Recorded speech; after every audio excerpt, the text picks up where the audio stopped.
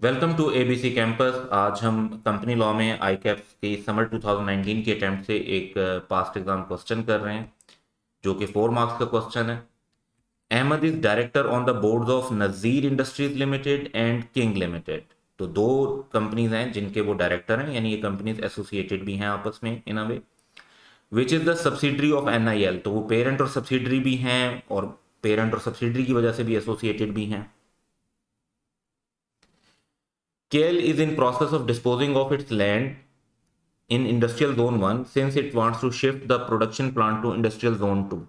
तो KL जो king limited company है वो इंडस्ट्रियल जोन 1 से इंडस्ट्रियल जोन 2 में प्रोडक्शन प्लांट शिफ्ट करना चाहते हैं।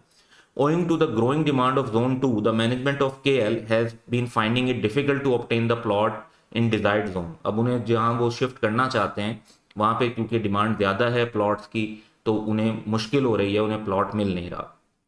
Considering the difficulties of KL, Ahmed has offered to sell his plot in Zone 2 in consideration of KL's land in Zone 1। तो Ahmad is a director।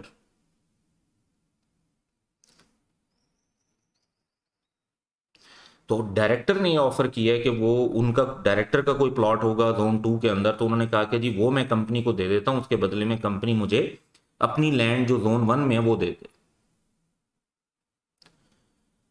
According to Ahmed the fair values of both properties are approximately the same. अब director जो exchange कर रहे हैं उनके मुताबिक दोनों जो प्रॉपर्टीज हैं उनकी फेयर वैल्यू तकरीबन सेम है।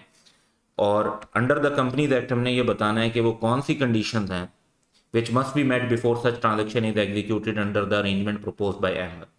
तो पहली बात तो हमें ये अंडरस्टैंड करनी है कि यहाँ पे जो ट्रांजैक्शन हो रही है वो कंपनी और उसके एक डायरेक्टर के दरमियान हो रही है, तो it would be transaction involving director.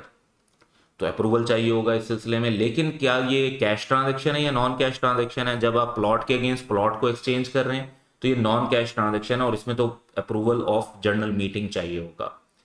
और फिर यहाँ पर जो दूसरी इम्पैक्ट है कि he is also director of holding company,